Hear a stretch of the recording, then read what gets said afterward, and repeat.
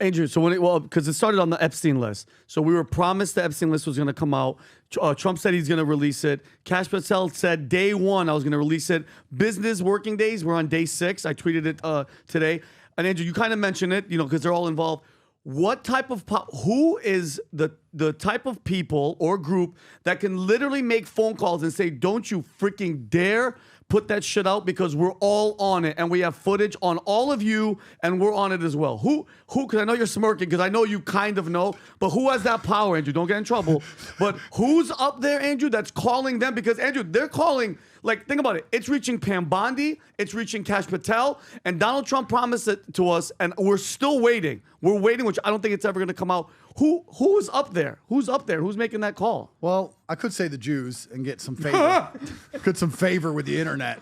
But, let's argue that there's a lot of influences in the world. Yep. And all of them are rich. Poor people don't matter in terms of this kind of political setup, right? So it can be the Jews, it can be the Muslims, it can be the Christians, whatever, but whoever they are, they have a lot of money because money is power. So I would analyze, firstly, if I had to try and dissect this as a professional, I would analyze who controls enough money that it would be a detriment to the political class and the society as a whole if these lists leaked. Because nobody's afraid of outing a poor person, and nobody's afraid of outing brokies. They're afraid of outing people with massive influence, and influence is money because money is the stored time and energy of other humans. So I would say follow the money. And if you follow the money, you will come to the answer to the question. Will they eventually release it? I like to think so. I'm actually a huge fan of Cash. I actually like Pam. I think they're good people. I've never spoken to them, but from what I've seen, they're great. So I like to think they will release it. I also am a benefit of the doubt guy in general. I think that if somebody says they're going to release a list and they're a little bit late, but they haven't said they're not going to release it, I think we should give them the benefit of the doubt because the other team would have never released it. The other team would have never promised to release it. If Kamala won, it would have never been seen. So perhaps there's a delay. Maybe. I like to think perhaps it will come in the end. That would be good. But if you want to ask me who's stopping it coming out, it's people with money. That's what it is. Money makes the world go around. It's people with money. So if you follow the money, you're going to find out.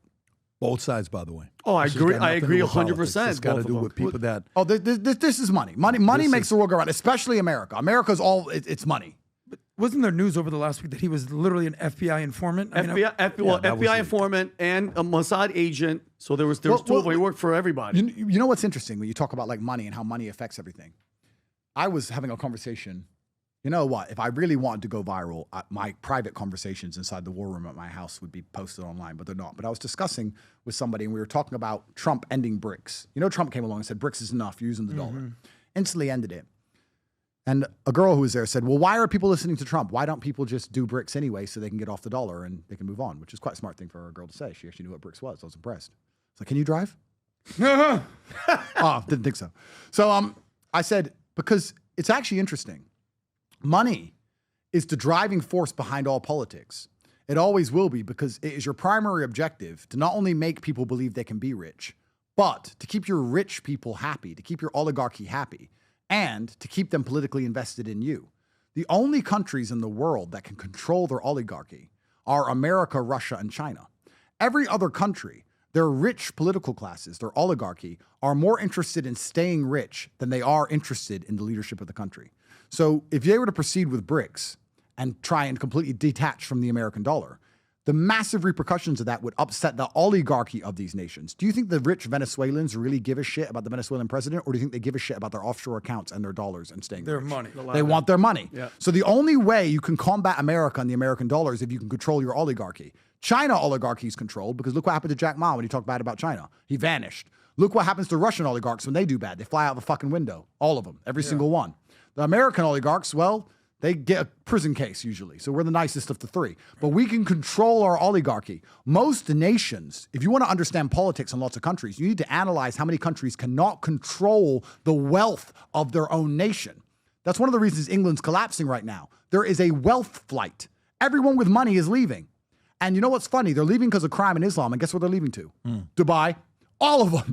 So it's not an Islam problem. It's a crime problem. It's a unsafe streets. It's a government you can't trust. It's two-tier policing. That's what they're running from. But everyone is leaving these countries because the UK is not a strong enough government to keep its rich people in place. America has great control over its oligarchy. American billionaires stay in America. And Russian billionaires stay in Russia. And they'll listen. If Putin calls all the billionaires and says, we're not doing business with Ukraine, they'll listen. If not, they go flying out a window. That's why they're all flying out windows. A couple of them took the wrong phone call, took the wrong text message, shouldn't have done it. FSB turn up. They're built different. You ain't arguing your way out of that one. You're going out a fucking window. So it's really interesting when you analyze global politics, who can actually control their oligarchies, how they can influence things overall. So you talk about the Epstein list. I would argue it's a very similar scenario. It's all about money. It's all about who has the money and controlling the money. Is America as a country prepared to upset all of its richest people? I don't know. Is it? Is it prepared to upset all of its richest people to appease bloodthirsty brokies who don't even care about justice? They just want the drama. Another question, because I would argue that the murders that happen every day on the street are very interesting, but no one cares about that. MS-13 and all this shit, no one really cares about that. But this Epstein list they really care about. They want justice, sure, but it's a drama. It's interesting. They want to find out. They're curious. And I'm asking you, as a professional, you're in charge of a country. Your primary objective is to keep your oligarchy happy, to keep the wealth inside of your nation, and to make them obey you when it comes to sanctions and such other things, and to ensure that the US dollar becomes and stays the predominant currency globally. There's a bunch of bloodthirsty brokies on the internet who barely pay taxes who want to go through a list. Who are you going to prioritize? Who do you care about? I'm not saying it's fair. But anyone who believes the legal systems are fair is a dumbass anyway, because the legal system's never been fair. There's always been a who are you involved in all legal cases. So when you talk about the Epstein things, I sit and think it's all money orientated. Because broke people like to think that rich people should be held accountable like broke people. And that's a great idea. But guess what? They're not. They're not. Rich people have a different capability to fight against legal cases than a broke person. They can have better lawyers. They have better media spin. They have PR. They have news outlets. I'm not talking about myself because I'm not rich like these people. These people own news networks. They can affect public sentiment, which affects a jury, which affects their case. This is the bottom line of it. At the top level, at the top echelon of fame and money, legal cases aren't even about law. They're just a circus. If they pick you up, it's only deliberately to attack your image. It's not even about law at that point, like Trump. It was only to attack his image. With me, it was to attack my image. They didn't give a shit they got a conviction. They got a shit about keeping me in a country where I couldn't work, trying to take away all my money, and slandering me every day on the news. That's all they wanted to do. So you have to analyze these things as a professional and understand you're talking about the most powerful people in the world on this list, perhaps. And you're asking, why has the list not come out? I would argue that the most powerful people in the world, if they have half a brain, are talking to Cash and Pam and saying, look, maybe this is on, maybe I'm on that list, maybe I did something bad, but also look at all the good I've done, this. You want to appease a few Twitter autists, but it's going to have this consequence, that consequence, that consequence, that consequence, that consequence. And then as a rational adult, there's rational conversations to have. And rational conversations are about subjectivity and compromise. It's not about sitting and saying, that's the law, so that's what we're going to do, da-da-da. And that's what we all like to believe, that the law is the law and we all stick to the law. It doesn't work that way. You know, I wonder how many people know. For example, think about the Epstein files. How many people you think have seen it? How many know that are working for the government? What do you think that number is? 50? 100? Is it 20? Is it 18? 50 or less. Or is it 300? How many is it? But here's another thing. Here's another fear I would have if I was Cash. And I'm not in his position, but here's a fear I would have if I was Cash. I would understand there's a hostile media environment towards my president. I would understand that people lie by omission. As we discussed earlier, when you call 100 girls, you only choose one. When you leave out a huge part of the story, you are lying. But you're telling the truth about part of the story, but you're lying by omission. Perhaps they're looking at these files saying, there's 400 names on here, but there's these 2 names that's going to hurt us. Mm-hmm. And the media is going to ignore 398 names. Yeah. And they're going to only pick up these 2 names. And they're going to wreck us with these 2 names and ignore all the names on their side. Is this worth it to appease Twitter autists? Because we're now going to have a lying by omission attack that we're going to be dealing with for the rest of human time. Also, we have no idea what's in these Epstein files. I don't know. Nobody knows. Is it proof of crimes? Is it proof of trafficking? Is it sexual details? Or is it just a flight log? I don't know. So perhaps you could have someone dead to rights fucking children on their side, and you could just have one person on a flight log on our side. And the person who did the genuine crime will be ignored, lied by omission, and they'll just mention the one guy who caught a flight once. This is a consideration as professionals. You have to sit down and go, how can our enemy, it's chess. I'm going to make this move to attack my enemy. How can he attack me after the move has been made? And I'm telling you that Pam and Cash, as professionals, are sitting there going, they're going to ignore 99.8% of this, and they're going to take that 0.2%, and they're going to wreck us with it. We're going to be in Senate hearings. We're going to be hearing about it on the news. It's going to affect the next election. They're going to be talking about it all over the... It gets messy now. And who are you trying to appease? You're trying to appease drama merchants. Because a lot of people online who pretend to care about law and order are drama merchants.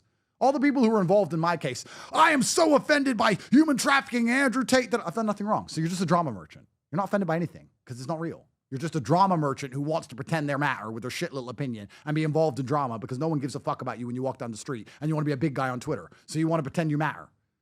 So you have to analyze these things carefully. I would argue, if I had to come to the bottom of it, we talked about the money aspect, but I would also argue there is an aspect there where the lying by omission attack, it opens them up to a massive attack vector. And they have to consider this attack vector is going to be very hard to dispute for a very long time. And they're going to ignore 99% of this file and attack us with the 1%.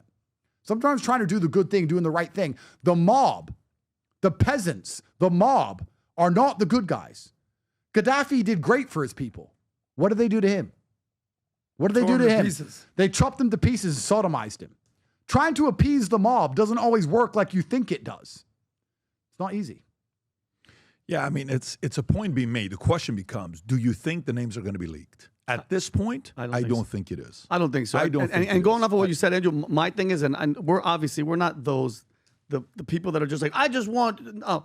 My thing is the young, because we don't know the ages, but there was young children, and you guys have children, me and Adam don't, young children that were flown there, that were potentially raped, and you know what? That's a big-ass island. Murdered, killed, because these people have no homes there, nobody. We can just get rid of them, probably cremated over there, and now those people are just walking around, and I get it, bro, because as a Christian, God is going to pay them back. You know what's interesting? This ties back into something we were talking about earlier with polygamy and me having multiple women and these things. And this is an interesting thought experiment I want us all to undertake here, because I would argue that the reason we have such a problem with sexual perversion amongst our elite class in the West is because monogamy is being pushed to the front where it's unnatural to a degree for certain men. Not all men, but certain men are not interested in monogamy, and it's being pushed to the front, and people are getting to a certain level of wealth and power, and they're stuck with one wife who they perhaps don't even get along with anymore, and they're only together for a show marriage, and they don't even enjoy each other's company anymore, and they're sexually repressed, and the only place they can go to do anything sexual without getting exposed is this island. And before you know it, they end up doing there and doing more and more depraved things. You know why you don't see Russians on that island? Rich Russians? Because rich Russians are allowed 10 girlfriends. So then they have their wife and they have their play toys and they're fine, because that's the masculine imperative at a certain level and certain echelon of wealth and power and status. So if you're a man who's prepared to have a bunch of women and you have your women, you're happy enough. But if you're a man who's stuck with a woman and you don't even get along with each other and it's a show marriage and you have to be together and you argue all the time and you're sexually repressed and you're being promised in secret that you can go to an island and finally be pleasured and satisfied, no one's ever going to find out, that's how you end up on the island. So this whole monogamy garbage that's being pushed by the West, especially amongst our elites, is the reason we have the biggest problem with pedophilia. And they don't have this problem in South America because they all have girlfriends. They don't have this problem in Russia because they all have girlfriends. The Thai elites don't have this problem. They all have girlfriends. But here in the West, we're saying, nope, you just stick with your wife, only her, be happy with her. What happens if you don't get along anymore? What happens if you don't fuck anymore ever? What happens if you're not enjoying it? And you're hearing all these stories from all these people having a great time. That's why we have a perversion problem, because we're suppressing men's natural inclination to sexually mate with women who are not the one they're married to. That is actually the root of a lot of pedophilia. People say I am the problem with the West and that I'm destroying Western society. I would argue, and I'm good at that actually at a certain echelon, monogamy causes more problems than it solves. The ability to communicate and debate. I can't wait to see this kind of stage I'll debating vote, any argument. I will become a citizen there Rob, to vote for can you it. play You know the why I'm clip? laughing? I'm laughing because someone's going to take this clip. Yeah, for sure. Some guy who works at Pizza Hut is going to take this clip after he gets caught cheating on his girlfriend. He's going to say, listen. This is why. You want me to become a pedophile? But I just made pepperoni pizzas. I'm tired. I don't want to fuck kids. But I don't understand the pedophilia thing, because believe me, I live in Miami. I know the Russians. Yeah. I know the Colombians. I know the Venezuelans. I get the extra girlfriends. No, okay. But if you're not happy being married, why do you got to go to the... No. Just go bang a hot chick. But they go. But why they go, a kid? I would argue, and I have no idea, that they go to these islands with the intention of sleeping with a beautiful 23, 24-year-old, whatever, and they do eventually, but then other people are doing this, and it gets further and further down the depravity, and then it's kind of like if you go to these secret clubs and you're the only person not doing it, you can't be trusted. So I guess there's a peer pressure element. maybe- I think it's a culmination over years. Or maybe you end up they doing tell these things. them that they're 19, 20. Turns out Probably. they're 16. Probably. And they have it on camera. Probably. And now you're going to do what And I they can want to blackmail do. you. Yeah. Oh no. That's probably is what there it a is. blackmail element?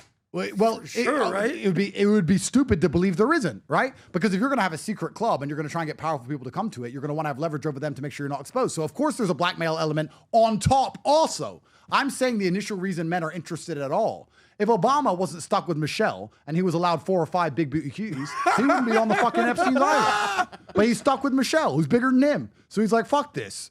So he goes to the island. But if he was allowed to have a harem, he wouldn't be interested. You're saying he's scared of his I think she'd beat him in a fight. Really? 100%. You I'd know bet what? on her. I would probably do the same. I think Michelle would whoop Obama's ass. looks intimidating. Seriously. Yeah, But she Bill her Clinton, back. She has a back Can you do on me a her. favor? Bill Clinton would never cheat on Hillary. We know that. no, of course That's not. just No, for of sure. course Right? not. He'd never Pull go up, to pull that. up. Nowadays, more than ever, the brand you wear reflects and represents who you are. So for us, if you wear a Future Looks Bright hat or a Valuetainment gear, you're telling the world, I'm optimistic. I'm excited about what's going to be happening, but you're a free thinker. You question things. You like debate. And by the way, last year, 120,000 people got a piece of Future Looks Bright gear with Valuetainment. We have so many new things. The cufflinks are here. New Future Looks Bright. This is my favorite, the green one. Just yesterday, somebody placed an order for 100 of these. If you watch the PBD podcast, you got a bunch to choose from. White ones, black ones. If you smoke cigars and you come to our cigar lounge, we have this high quality lighter cutter and a holder for the cigars. We got sweaters with the Valuetainment logo on it. We got mugs. We got a bunch of different things. But if you believe the future looks bright, if you follow our content and what we represent with Valuetainment, with PBD Podcast, go to vtmerch.com. And by the way, if you order right now, there's going to be a special VT gift inside just for you. So again, go to vtmerch.com, place your order, tell the world that you believe the future looks bright. If you enjoyed this video, you want to watch more videos like this, click here. And if you want to watch the entire podcast, click here.